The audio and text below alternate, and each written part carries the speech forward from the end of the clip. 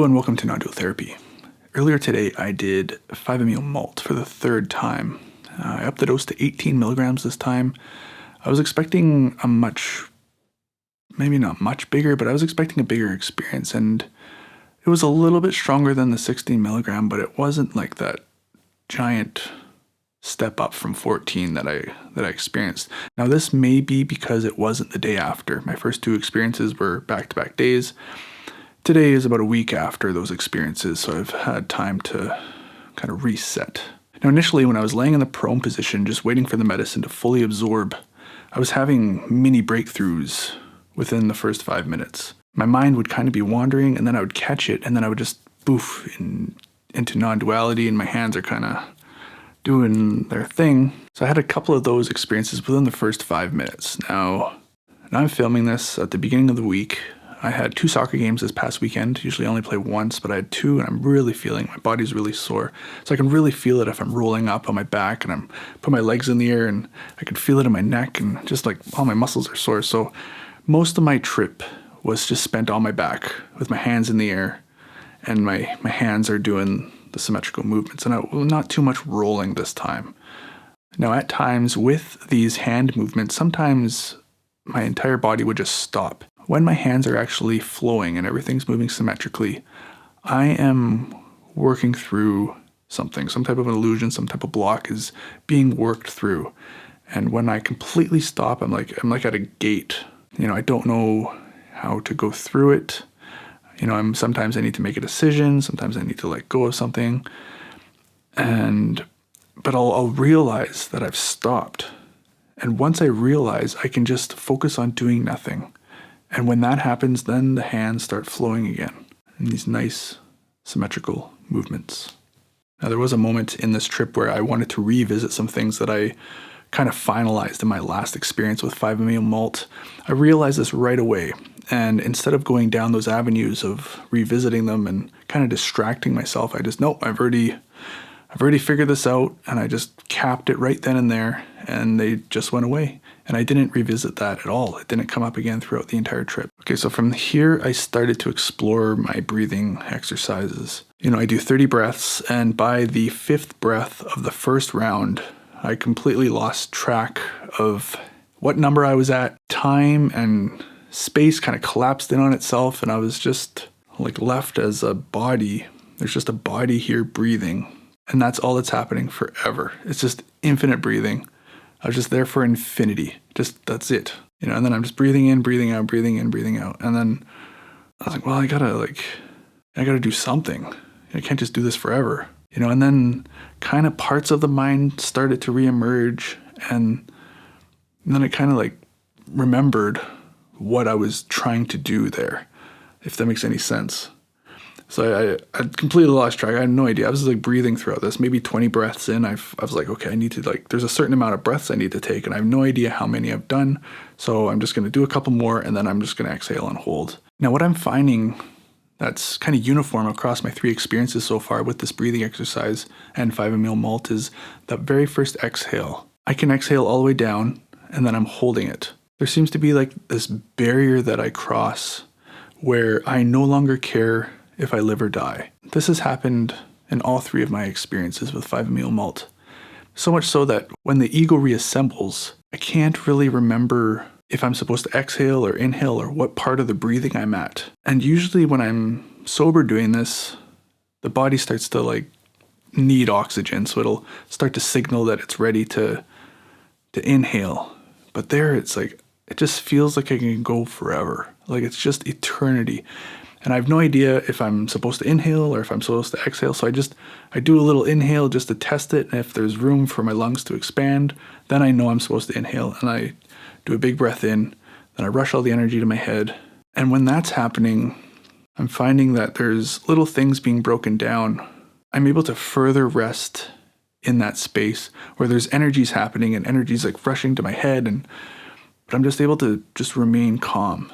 And as I'm going through this process, I'm able to be more and more calm no matter what the energies are doing. No matter how I'm feeling inside, I'm just able to remain calm and present. Now again, when I'm holding the breath, there's this sense of eternity, that I'm just holding my breath for eternity. And then I kind of remember that I'm supposed to exhale. And it's like as I'm getting close to the next step or the next inhale, the next exhale, it seems that's when the ego seems to reform. It seems to reform, and then it makes the next step, and then it breaks apart again, or it evaporates. So it's just coming back just for that transitionary point. Now this is where I fully exhale everything out, much further than the first exhale. It feels like I'm pushing everything out through the bottom of my spine. And this time I actually push it all the way out, and there's this contraction that happens at the base of my stomach or in my abs, kind of my stomach, I would say. And it just collapses in on itself. And this time the intensity was so much that I actually sat all the way up. So it kind of contracted the center of my body where I couldn't just relax with on my back. I was kind of folded in half as it was happening.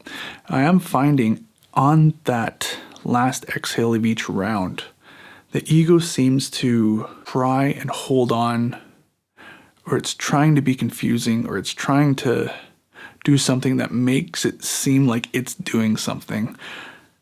Like oftentimes when I'm sober and it happened again on the medicine is I'll just make these noises when I'm exhaling, and I'm just like starting to be aware of the little things.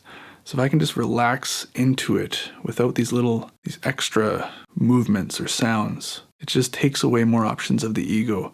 Like I had one of the rounds I did, I don't know, I think it was 6 rounds I did on the medicine. I usually only do 3, but one of the rounds I like sat up after my exhale, and I can't remember what I said exactly. It was like, I am here, but it felt so inauthentic. Like I've broken through and I am God. I've had those breakthroughs and it just feels so right. But this is like, it's like, come on. Now my last video, I shared that I was feeling these, like, it felt like fireballs in my palms. I was like really intense energy in my palms, and that concentration in my palms, it was still there, but it wasn't as intense, and I did a lot more breathing. I did more medicine and I did more breathing. But the concentration of the energy, instead of my hands, it felt like it was more in my chest. Like if I focused on my hands, it was just like this like connection to my chest. And it seemed like that it was starting to concentrate in my chest more. So I find myself becoming more and more comfortable with energies as they arise and they fade away. I would not become attached, but I would just be, this is a new thing. So I'd be like, ooh, wow, this is fantastic. And I would pour my energy into what's happening instead of just remaining calm and present and centered. I would kind of get distracted in a sense by what was coming and going. But I'm finding I'm able to become more of the observer that's allowing these things to come and go and not get so attached to each one. They can come, they can do their thing, and they can go. And it's all perfectly normal. It's all good. Even during this experience, 5-MeO MALT, it feels like 5-MeO DMT in a way. I've never plugged 5-MeO DMT, but I can see the resemblance, how it's very similar. Only this plugging is like extends it stretches it out, so it's not so concentrated. But I can definitely feel it. Like this is a very familiar feeling, this intensity. And instead of just being overwhelmed by it, I can just allow it to be. And like I said, I did it about 6 rounds. Every round was just another way of doing the medicine. There was no like peak moment of breakthrough. It was just, it was many, many little breakthroughs sprinkled out through the entire thing.